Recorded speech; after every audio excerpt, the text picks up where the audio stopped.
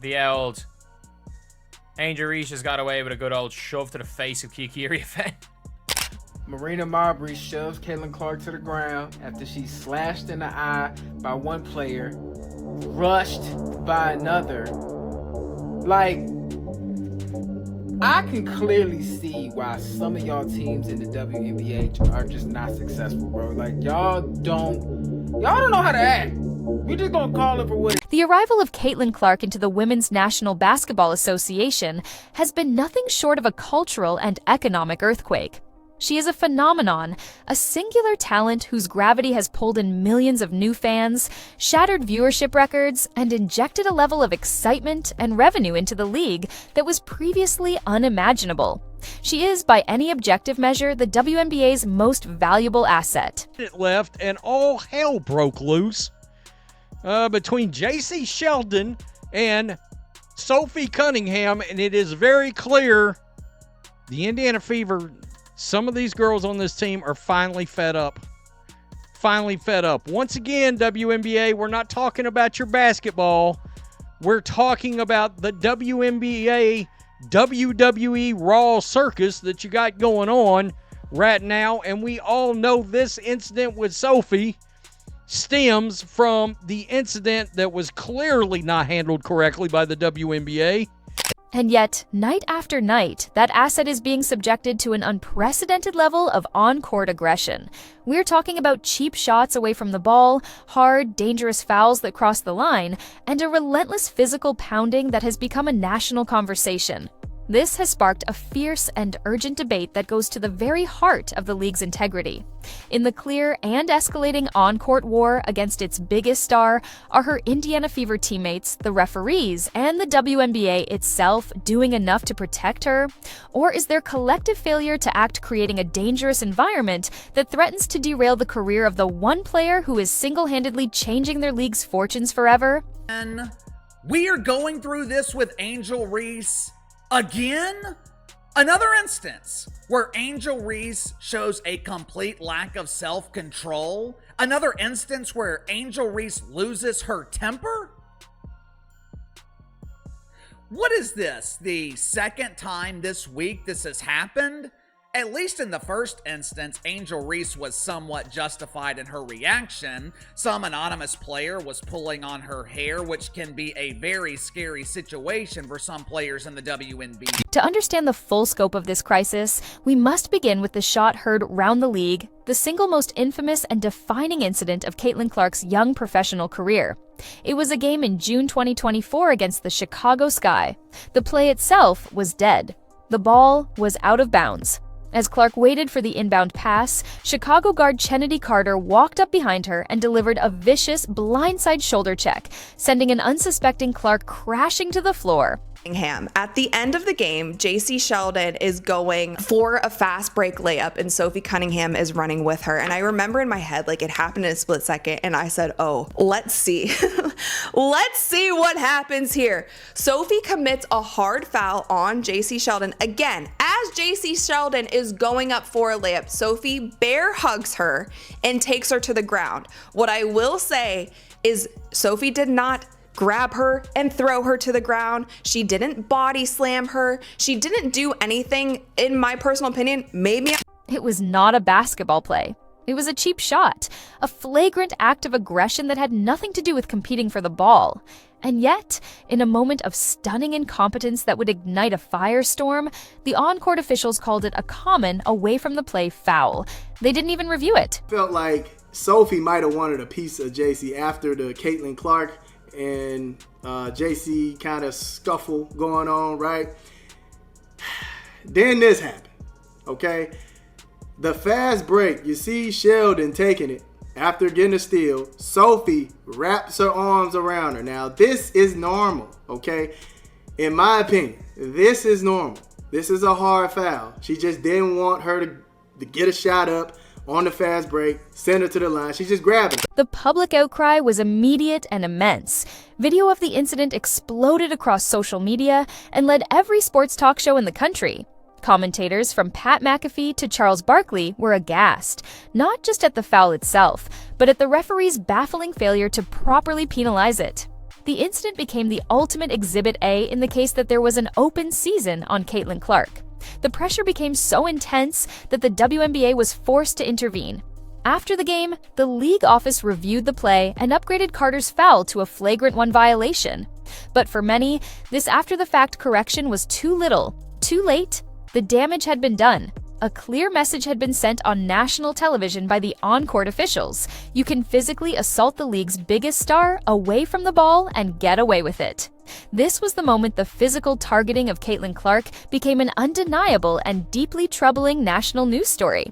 I think the officiating towards this one team definitely is going to have to be very closely monitored and made sure that it is called as fairly as possible. Because I think that last night, a lot happened. There were 6 technical fouls issued, there were 3 ejections, and there were 2 flagrant fouls. For one game, that is bananas.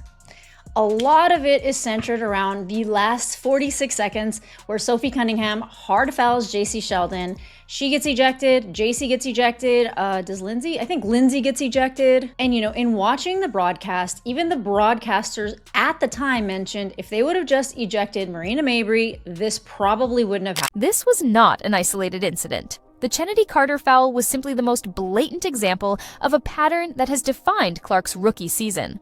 The other high-profile case study came in a game against her longtime college rival, Angel Reese. During another matchup against the Chicago Sky, as Clark drove to the basket, Reese swung her arm down and made significant, direct contact with Clark's head, sending her to the floor once again. The referees on the floor initially called it a common foul. It was only after a lengthy review that they upgraded it to a flagrant 1. Why did Caitlin Clark get a technical foul? After the foul, she reacted in an unsportsmanlike manner. So, she got clawed in the eye, then got belly bumped, and then kind of tried to get away from somebody after belly bumping her, and then walked around holding her eye, and then got blindsided onto the ground. While holding one of her eyes, she gets hit on this side onto the ground, into the referee. That is responding in an unsportsmanlike manner. What is she meant to do? The context of their long-standing and often heated rivalry made the play even more contentious. To some, it was just a hard basketball play, an attempt to block a shot that went awry. But to many others, it was a deliberate and malicious act, an intentional message sent from one rival to another. Regardless of intent, the incident once again highlighted the same troubling pattern. The referees on the court seemed incapable or unwilling to properly officiate hard, dangerous fouls against Caitlin Clark in real time. It took a public outcry after the Carter foul and a lengthy replay review for the Reese foul for the correct calls to be made. This established a dangerous precedent. It told players that they could take their shots at Clark and that the initial consequences on the court would likely be minimal. The league was developing a reputation for legislating from the review monitor, not from the floor, a clear failure of on-court management. Fever and sun hold a brawl and a basketball game breaks out. This was something. Caitlin Clark, without question, gets raked across the face. I think she gets poked in the eye, but it's difficult to tell. If you're the Indiana Fever, you cannot stand by and let that happen. They need to make it clear to the officials. If you're going to let this happen, then we're going to stand up for our player and make a mess of the game, and you're going to have a big mess on your hands. So you need to stand up for this. You need to do something about this. You've just learned with definitive data and beyond question that Caitlin Clark controls more than half the audience for the This pattern of inconsistent officiating becomes even more glaring when you analyze the technical foul double standard that seems to apply to Caitlin Clark. While hard, dangerous, and often intentional fouls against her are frequently undercalled on the floor, her own reactions to these non-calls are often met with a swift and punitive whistle. Throughout the season, Clark, growing increasingly frustrated with the physical abuse she is absorbing, has been hit with several technical fouls for what appear to be minor displays of emotion. A passionate conversation with a referee, a frustrated clap of the hands, an exasperated look after getting hit. These normal human reactions to being constantly battered have often resulted in a quick technical foul. The blows, okay? It was a lot going on. The Indiana Fever was able to defeat them in that game. But Sophie Cunningham, they said that she has gone too far. This is not the first time that people have accused Sophie Cunningham of just, doing way too much, being too physical, almost being an aggressive bully in the WNBA. And people are now calling for Caitlin Clark, as well as Sophie Cunningham, as well as Marina Mabry, and as well as JC Sheldon to get flagrant 1 fouls. Now, I'm going to tell you in this article what exactly the WNBA is going to do to all the ladies above. This creates a deeply hypocritical and unsustainable situation for Clark. She is expected to silently endure cheap shots and dangerous plays, but the moment she shows any visible frustration with the lack of protection, she is the one who is penalized. It's a bizarre double standard where the victim of the aggression is punished for her reaction to it. This has led many commentators and fans to argue that she is being officiated with a different, harsher rulebook than any other player in the league. The message from the officials seems to be, "We will not protect you from physical harm, but we will punish you for being upset about it." It is a logic-defying approach that has only fueled the narrative that there is a systemic bias in how her games are being called. Belly bumps her and Caitlin pushes her off. And then Marina Mabry just shoves her into the referee onto the ground. And this is what the referee said happened. Why was JC Sheldon's foul upgraded to flagrant 1? In the judgment of the officials, the foul by Sheldon was unnecessary. The contact to Clark's face. Furthermore, there was a wind-up and impact, and the contact to face carries potential for injury. How did you come to the conclusion that that is a flagrant 1? How did you come up to the conclusion that it was unnecessary? There was a wind-up, and it was to the face. The constant physical targeting of Clark and the referee's failure to control it has naturally led to a difficult question for her team. Is the Indiana Fever doing enough to protect their franchise player? In other professional sports leagues, particularly the NBA, there is a long and storied history of teams using enforcers, tough, physical players whose primary role is to protect the team's superstar. When Michael Jordan was getting beaten up by the bad boy Detroit Pistons, players like Charles Oakley and Rick Mahorn were there to send a clear message that such aggression would be met with an equal and opposite reaction. But in the WNBA, that enforcer role is less defined, and many have criticized Clark's teammates for being too passive in the face of the constant aggression she faces. You know when Finn Balor puts on the demon outfit and he becomes the demon? He's no longer Finn Balor. We have now seen what I will refer to as the demon. In the viral clip of the Chennedy Carter foul, one of the most jarring aspects was the lack of an immediate, forceful reaction from any of Clark's teammates. No one rushed in to confront Carter, no one got in the referee's face. This has led to a public narrative that the Fever are not tough enough to protect their most valuable asset.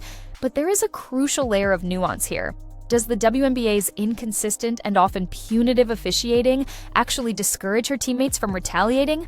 If a player like Aaliyah Boston knows that if she shoves Chennedy Carter in retaliation, she is more likely to be the one to get a flagrant foul or an ejection, it puts her in an impossible position. The referee's failure to control the game creates a situation where the good teammates are disincentivized from protecting their star for fear that they will be the only ones to face serious consequences. 1,000,000%. 1,000,000% did what was deserved to JC Sheldon. And the commentators are on the money. They're on the money. Someone's commented this. I feel like Sophie Cunningham was the only one who would have done something back if she was on the floor. Sophie Cunningham got her. Sophie Cunningham got her. And I mean this when I say this. This would have been a flagrant 2, except for the fact that they allowed Marina Mabry did what she did. This possibly should be a flagrant 2. She got her around the neck. And then JC Sheldon gets up. And then Sophie immediately goes at JC Sheldon. Grabs her. I'm okay with this being a flagrant. Of course, there is a counter-argument to this entire narrative. A defense often put forward by veteran players and some old-school analysts. This is the welcome to the pros defense. The argument is that the WNBA is a tough, physical league, and that every great rookie, from Diana Taurasi to Candace Parker, has had to endure a physical welcome from the league's established veterans. They argue that Clark is not being singled out or targeted in a special way. She is simply receiving the normal, tough reality of professional basketball. They contend that the media and new fans, who are not accustomed to the physicality of the WNBA, are overreacting and being overly protective of Clark. In this view, the referees are right to let them play, to allow the physicality to unfold as a natural part of the competition. This perspective suggests that Clark does not need special protection. She just needs to adjust to the higher level of physicality that comes with being a professional athlete.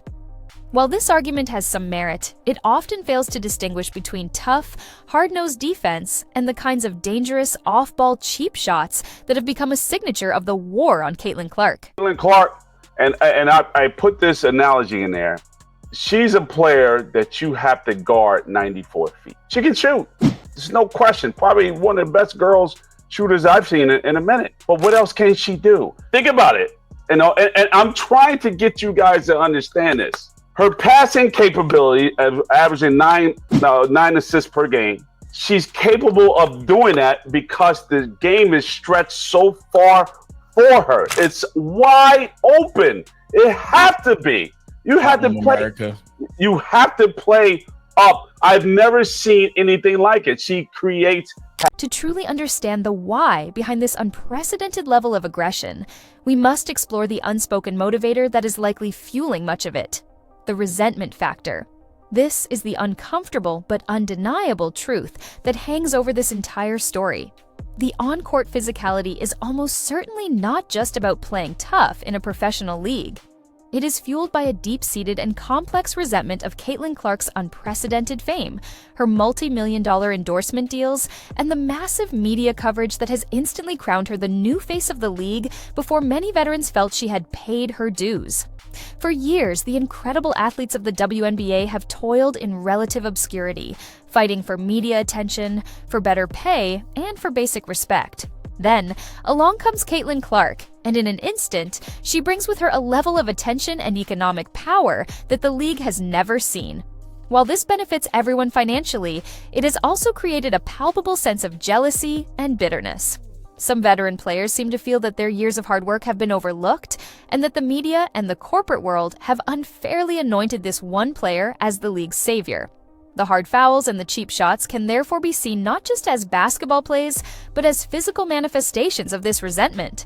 A way of saying, you may be the media darling, but you still have to go through us on this court. It is a complex and deeply human element of the story, but one that is essential to understanding the emotional fuel behind this on-court war. This brings us to the WNBA League Office and its official response to this crisis, a response that can best be described as too little, too late. While the league has, in several key instances, eventually upgraded common fouls to flagrant fouls after the fact, these post-game corrections do little to change the dangerous reality on the court. Upgrading a foul the next day does not protect a player from getting injured in the moment. The league's failure has been its inability or unwillingness to empower its referees to make the right protective calls in real time. By consistently allowing on-court officials to undercall these dangerous plays, the league sends a clear message to the players: the aggression will be tolerated. The fines and post-game reclassifications have become simply the cost of doing business for players who want to send a physical message to Clark. This represents a critical failure of leadership from Commissioner Kathy Engelbert and the entire league office, a failure to proactively address a clear and present danger to its most important player. In the final analysis, the on-court war against Caitlin Clark has exposed a deep and troubling crisis within the WNBA. It is a complex issue born from a toxic cocktail of legitimate, welcome to the pros, toughness, clear and repeated instances of players crossing the line into dangerous territory, a powerful undercurrent of professional jealousy, and at the center of it all, a system of officiating that is, at best, wildly inconsistent and, at worst, dangerously incompetent. The combination of missed calls on aggressive fouls against her and quick technical fouls on her for her reactions has created a perilous and unsustainable double standard that directly threatens her safety and the integrity of the game. This leads us to a final, urgent question. Will the Indiana Fever and the WNBA League Office finally step up and take decisive action to truly protect their most valuable asset? Or will they continue to allow this open season of aggression to escalate, risking not only the health and career of the one player who is single-handedly changing their league's fortunes, but the credibility and long-term success of the WNBA itself?